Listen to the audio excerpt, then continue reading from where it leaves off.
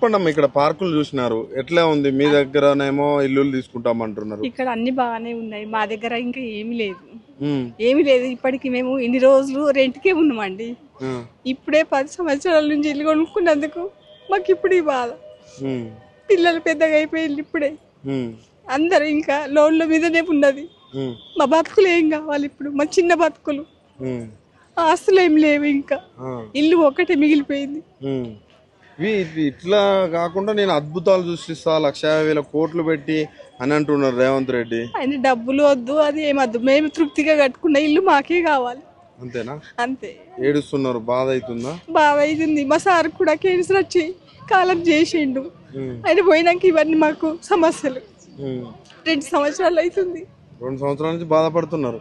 ఆయన ఏమంటున్నాడు అంటే, నన్ను నచ్చి ఏరికోరి నన్ను కూసబెట్టి సీఎం సీట్ లో మీకు ఎందుకు బాధ పెడతా అంటున్నాడు. మిమ్మల్ని అసలు బాధ పెడతలేడంట కదా ఆయన. బాధ పెట్టక అసలు నిద్ర లేదు, తిండి లేదు, ఇంకా ఏం బాధ పెట్టాలండి చెప్పండి.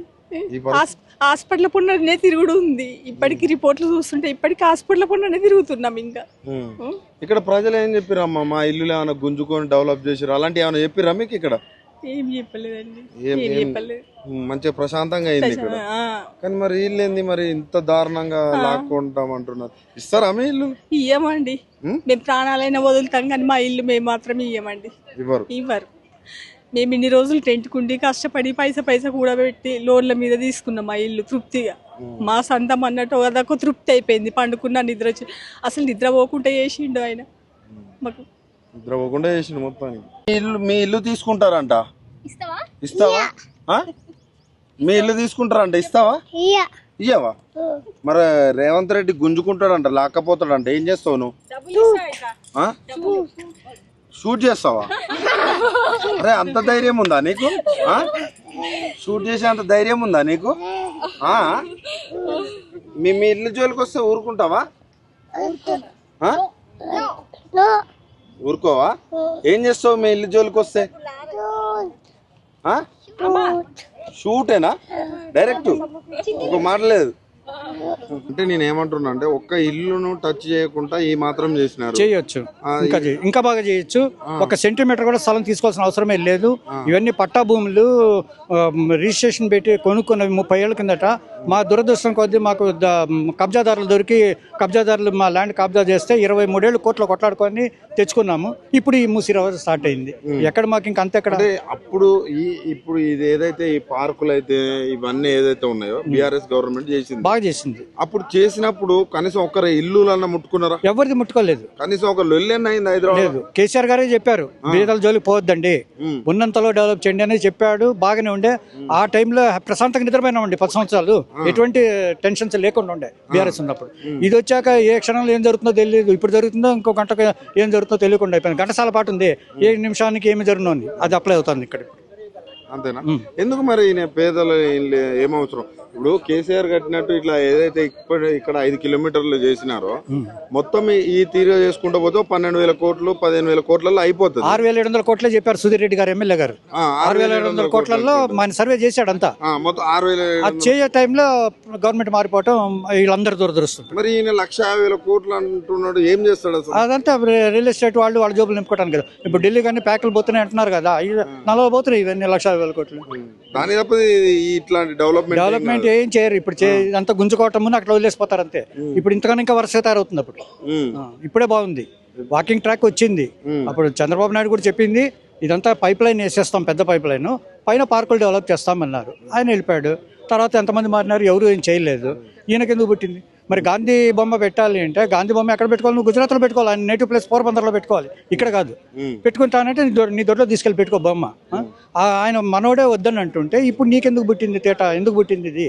ఎందుకు వచ్చింది ఐడియా? ఇదంతా మీ జోబులు నింపుకోవటానికే కదా. మా జోబులు కొట్టి మీ జోబులు. ఇక్కడ మీరు నాగోల్ ప్రాంతంలో స్థానికులు కొంతమంది మీకు తెలిసి ఉంటారు, కనీసం ఈ పార్కులు డెవలప్ చేస్తా అంటే మా భూమి పోయిందనో లేకపోతే మా ఇల్లు పోయిందనో ఏమైనా కంప్లైంట్స్ వచ్చినాయా? అప్పుడు బీఆర్ఎస్ ఉన్నప్పుడు ఏమీ లేవు. ఒక్క కంప్లైంట్ అన్న? ఒక్కటి లేవు. కనీసం చిన్న కంప్లైంట్ ఏమీ లేదు. బాగుంది. వాకింగ్ ట్రాక్ వచ్చాక చాలా మంది ఇప్పుడు ఈవినింగ్ వాకింగ్ లేడీస్ కూడా వస్తున్నారు, ధైర్యంగా తిరుగుతున్నారు. ఇదివరకు మార్నింగ్ తిరగడానికి భయపడేవాళ్ళు. ఒక్క గజం భూమి అన్న పోయిందని ఎవరైనా చెప్పారు? ఎవరు? సెంటు గిద్ద ఎంత ఏది పోలేదు, పోదు కూడా. అసలు ఎప్పుడు నేను 45 ఏళ్ళ నుంచి చూస్తున్నా మూసికి ఎప్పుడు ఫ్లడ్స్ రాలేదు. ఎవ్రీ ఇయర్ గండిపేటను ఉస్మాన్ సాగర్ నిండిపోవటం వల్ల గేట్లు ఎత్తేస్తున్నారు, ఆ నీళ్లు వస్తున్నాయి. మరి ఈయన ఇంతగానం మరి వాళ్ళేమో గజం కూడా తీసుకోకుండా ఇంత డెవలప్ చేసిండు. మరి ఈయన ఏకంగా డైరెక్ట్ ఇండ్ల మీద పడి 1,50,000 కోట్లు ఖర్చు పెడతాను. 1,50,000 కోట్లు ఖర్చు పెట్టడమే కాదు, కొన్ని వేల ఎకరాలు కబ్జా చేస్తున్నారు. ఈ దాహం అన్నమాట, భూదాహం ఇది. మాకు కబ్జాదారుల నుంచి తప్పించుకొని 23 ఏళ్ళు కొట్లాడుకొని తెచ్చుకుంటే ఇప్పుడు వచ్చి మీరు మా పడితే ఎట్లా? ఇవంతాను లోన్లు పెట్టి అవి పెట్టి కట్టుకున్నవే కదా. ఘంటసాల పాటే ఉంది ఒకటి మంచి పాట, కులదైవం సినిమాలో. పుల్ల పుడక ముక్కున కరచి గూడును కట్టి తిమోయి. ఇప్పుడు వచ్చి వీడు డెమాలిష్ చేస్తున్నాడు ఈ బిల్డింగ్. ఏం చేయాలా? ఎక్కడ పోవాలా? 9 మంది చనిపోయారు. నాకు ఇప్పుడు 71 సంవత్సరాల వయసు. పోరాడి 23 ఏళ్ళు పోరాడి కోర్టులో తెచ్చుకున్నా. అవతల వాళ్ళు సుప్రీంకోర్టులో గెలిస్తే దాని మేము గెలిచి తెచ్చుకున్నాం. ఇంత మంచిగా డెవలప్ చేసేదానికి పోయి మీ వయసులో ఉన్న మీ ఇండ్ల మీద పడడం ఎందుకు ఇదంతా? అదేండి, ఇది ఇంతమంది ఉసురు పోసుకోవటమే. మరి ఇక్కడ ఉసురు తగలకుండా పోదు, వంశం నిలబడదు. ఇట్లా చేస్తే కనుక వంశమే ఉండదు. ఇక్కడ ఎలా ఉన్నాయి రా పార్క్స్? చాలా బాగున్నాయి. అక్కడ కూడా ఇలాంటివి కడితే మాకు సైకిల్ చేసుకొని గేమ్స్ కి ఫుల్ బాగుంటాయి. అక్కడ ఫుల్ బాగుంటుందా? మరి మీ ఇల్లు తీసేసి ఇవన్నీ కడతామంటారు, ఎట్లా మరి మీ ఇల్లు పోతే? ఒప్పుకోవా? ఏం చెప్తావు రేవంత్ రెడ్డికి? అంటే మన ముఖ్యమంత్రి సీఎం అని ఉంటాడు, ఆయనకి ఏం చెప్తావు? మీ ఇల్లు కూలుస్తామంటుండు ఆయన, ఏం చెప్తావు ఆయనకి? మా ఇల్లు కూల్చేయొద్దు అని చెప్తా. కూల్చేయొద్దు అని చెప్తావా? ఇక్కడ మంచిగా ఆడుకున్నావా? ఇక్కడ మంచిగా ఈ పార్క్ లో ఆడుకున్నావా మంచిగా? ఇలానే నీకు అక్కడ కూడా ఆడుకోవాలని ఉందా? అక్కడ కూడా ఆడుకోవాలని ఉందా?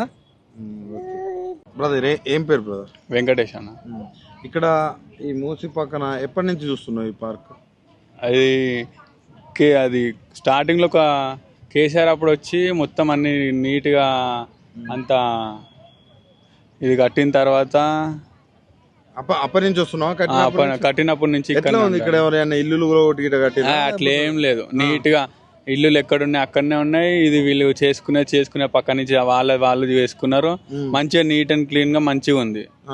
మంచిగా చేసుకున్నారు. మంచిగా వాళ్ళదేదో ల్యాండ్ అన్న ఎవరిది ఏం తీసుకోలేదు, ఎవరిది ఏం చేయలేదు. ఒక చిన్న గోడ లాంటిది ఏం టచ్ చేయలేదు. వాళ్ళ పని వాళ్ళు చేసుకొని మాది ఎట్లుందో అట్లనే ఉంచి వాళ్ళది చేసుకున్నారు. ఎట్లా అనిపిస్తుంది మీకు? అప్పుడు పార్కులు అప్పుడు మొత్తం క్రియేట్ అయిన తర్వాత చాలా జనాలు వచ్చి అందరు వాకింగ్ చేసుకుంటా డైలీ వస్తూ ఉంటారు, వాళ్ళు చేసుకొని వెళ్తూ ఉంటారు. మరి ఇప్పుడు ఈ రేవంత్ రెడ్డి వచ్చిన తర్వాత ఇల్లు తీసేస్తా అవి తీసేస్తా అది ఇది అనేసరికి నార్మల్ వాళ్ళు వచ్చేటోళ్ళు వచ్చి చేసుకొని వెళ్ళిపోతారు. కానీ వీళ్ళైతే ఇక అందరినీ టెన్షన్ పెట్టేసి అదే చేస్తున్నారు అన్న. ఇప్పుడు టెన్షన్ పడుతుర్రు. అంతే. మరి ఇంతకంటే డెవలప్ చేస్తావు 1,50,000 కోట్లు ఖర్చు పెడతా అది అని అంటాడు ఆయన. అదంతా ఏం లేదన్న, అంత అన్ని పైసలు పెట్టి దీనికి డెవలప్ చేసే బదులు ఒక్కొక్క దానికి ఒక్కొక్కటి ఇంత అని డెవలప్ చేస్తే అది బెస్ట్. మరి మొత్తం నేను అద్భుతాలు సృష్టిస్తా. రేవంత్ రెడ్డికి అంత టాలెంట్ ఉందా? అంత లేదన్న, ఏం లేదు. నేను నన్ను ఏరి కోరి తెచ్చుకున్నారు, నేను వాళ్ళని ఎందుకు ఇబ్బంది పెడతా అంటాడు. మిమ్మల్ని ఇబ్బంది పెడతాడా లేదా? పెడుతుండు ఫస్ట్. సరే అట్లానే నమ్మేసిరన్న, నమ్మేసినందుకైనా ఆయన చూసుకొని ఏదో నార్మల్ చిన్న డెవలప్మెంట్స్ అవి ఇవన్నీ చూసుకోవాలి. సీదా వచ్చి ఇల్లు లేపేస్తా అవి లేపేస్తా అంటే ఎట్లుంటది? అదే కదా. ఏమనుకుంటారు మామూలుగా మీ యువత ఉంటది, మామూలుగా బయట ఎప్పుడన్నా టాక్ వస్తుంది కదా, మీ ఇల్లు కూల్స్తాం అన్నప్పుడు నోటీసులు అన్నప్పుడు టాక్ వస్తా ఉంటది కదా, ఏమనుకుంటారు మీ యూత్ వాళ్ళు మొత్తం? బీఆర్ఎస్ ఎట్లుండే, కాంగ్రెస్ ఎట్లుండే అని? అది ఏముందన్న, మా డాడీ వాళ్ళు కూడా అట్లా మాట్లాడుతూ ఉంటే వింటూ ఉంటాం కదా అన్న. ఏముంది అప్పుడు ఆ కేసీఆర్ ఉండేది, అప్పుడైనా అన్నిటికీ ఇట్లా రైతు ఉంది అవన్నీ ఇస్తా ఏదేదో హామీలు ఉంటే ఆయన చిన్న చేసుకుంటూ ఉండే. ఇప్పుడు ఈ రేవంత్ రెడ్డి 6 హామీలు ఏవేవో అన్నాడు, అవన్నీ కూడా అప్పుల కిందకే వస్తున్నాయంట. ఇప్పుడు ₹1 లేదని మళ్ళీ గాంధీ స్టాచ్యూ ఏదేదో అని 5,000 కోట్లు అంటుండు. అదే 5,000 కోట్లు ఒక్కొక్క దానికి 1000 అని ఏదో ఒక డెవలప్మెంట్ చిన్న చేసినా ఇట్లా వస్తుంది కదన్న, ఈ గాంధీ స్టాచ్యూ పెట్టే బదులు. అసలు ఈ ప్రభుత్వంలో పేద ప్రజలకు ఏమన్నా యూజ్ అయిందా? ఏం లేదన్న. ఈ లేడీస్కి ఏంది ఫ్రీ బస్సు తప్ప ఏం లేదు ఇక్కడ. ఏది ఒక్కటి ఇంకా మిగతా ఏవి అదేమి ఆ లేడీస్ కి అది ఫ్రీ బస్ పెట్టినా కూడా ఏం లేదు. అది కూడా అప్పుకే అంట కదా అన్న, ఏదో విన్నా నేనైతే అప్పు అంట.